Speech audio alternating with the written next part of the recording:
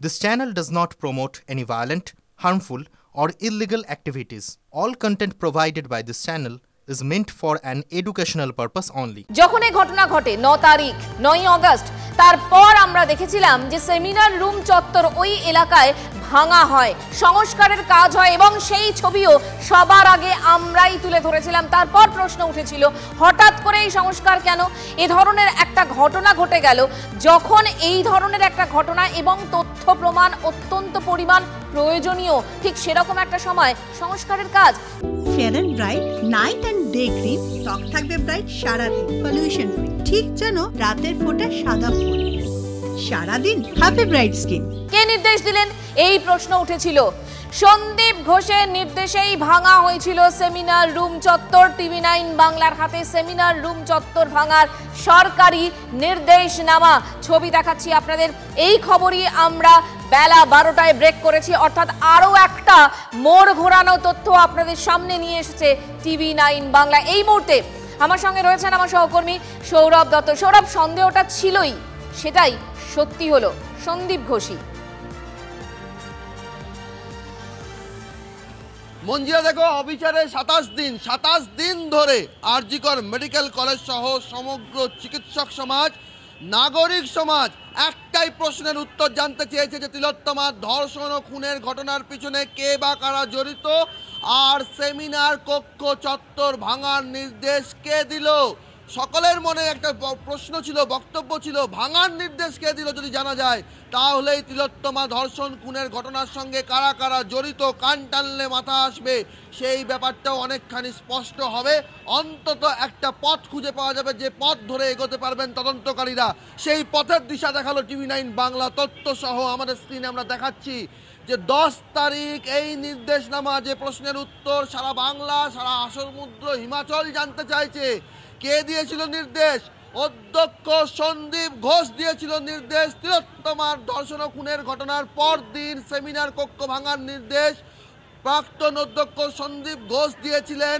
কোনো সূত্র মারফত নয়, একেবারে প্রামাণ্য নথি, তার সই করা নথি। আরজিকর মেডিকেল কলেজের যে নির্দেশনামা বেরিয়েছিল সেই নথি, যেখানে তিনি পূর্ত বিভাগের সিভিল এবং ইলেকট্রিক্যাল বিভাগের ইঞ্জিনিয়ারকে বলছেন কোন কোন জায়গা ভাঙতে হবে, ভাঙার নির্দেশ দেওয়া হয়েছে। এবং ঘটনার চক্রে সেই জায়গাগুলো কেন ভাঙা হলো তা নিয়ে বিতর্ক শুধুমাত্র নাগরিক সমাজের পরিসরে ছিল না, সুপ্রিম কোর্টে সিবিআই পর্যন্ত সেই প্রশ্ন তুলেছে।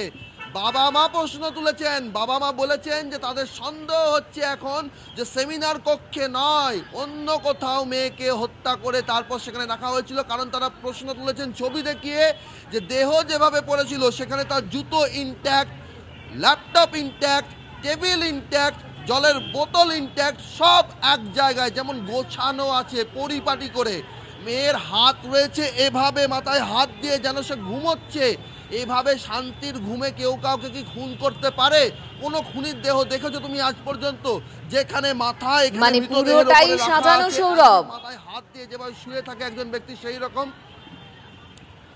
সেই প্রশ্নই তো উঠছিল। সেই জন্যই তো সেমিনার কক্ষ চত্বর কে বা কারা ভাঙলো জানতে চাইছিল TV9 বাংলা।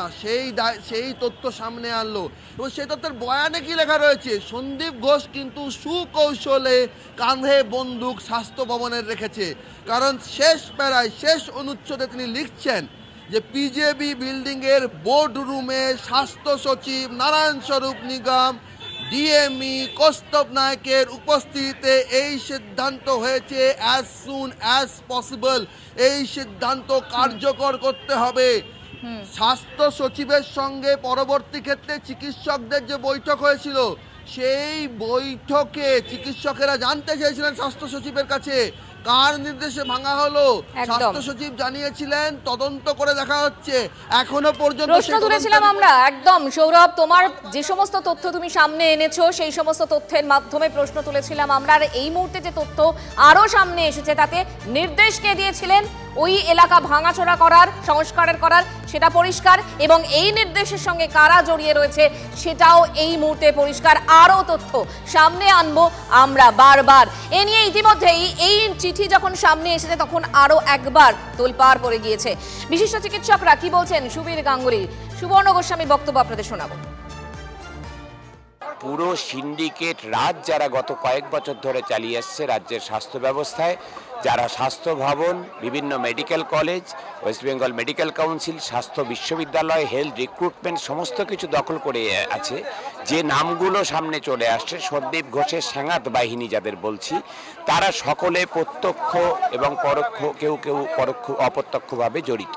এবং এই চিঠিটা যেটা এসছে সামনে, আমরা প্রথম থেকে দাবি করে এসেছিলাম যে এটা হচ্ছে স্বাস্থ্য কর্তৃপক্ষ, স্বাস্থ্য দপ্তরের যা কর্তৃপক্ষ, কলেজ কর্তৃপক্ষ এবং স্বাস্থ্য দপ্তরের কর্তৃপক্ষ, তাদের যৌথ সিদ্ধান্ত এবং সরাসরি হচ্ছে যে তাদের নির্দেশেই এই যেটা কাজটা করা হয়েছে। এটা ইঞ্জিনিয়ারদের সাথে কথা বলে আমরা জানতে পেরেছি। আজকে নথি সামনে চলে এসছে। যারা পশ্চিমবঙ্গের স্বাস্থ্য ব্যবস্থার এখন নিয়ন্ত্রক, সেই তারা যদি এই ধরনের দুর্নীতি এবং কনস্পিরেসিতে ঢুকে থাকেন এবং পরে স্বাস্থ্য সচিব বলছেন আমরা তদন্ত করে দেখবো, তা তিনি তো নিজেই মিটিং করে গেছেন এবং সই করে দিয়েছেন সাদা কাগজে। সবাই যেন জানে, এই কাগজ তো যারা যারা মিটিং এ ছিলেন সবাই জানেন। তারপর তিনি ওই রকম একটা খুব ইয়ের মতো একটা কথা বলছেন যে কিছুই জানেন না। এদেরও কিন্তু আমার মনে হয় হেফাজতে নিয়ে জেরা করা উচিত এবং এটা নিয়ে কোনো দ্বিধা নেই বলতে যে এরা সবাই যুক্ত এই খুনের ঘটনার সাথে, খুন এবং ধর্ষণ, এবং তা না হলে ওই তথ্যপ্রমাণ লোপাটের জন্য স্বাস্থ্য সচিব ডিএমই দৌড়ে আসছেন আর্জি করে, সেই দিনই বসে অল্টার করছেন একটি ভাঙন। এইটা কিন্তু খুবই খুবই খুবই সন্দেহজনক এবং খুব দুর্ভাগ্যজনক।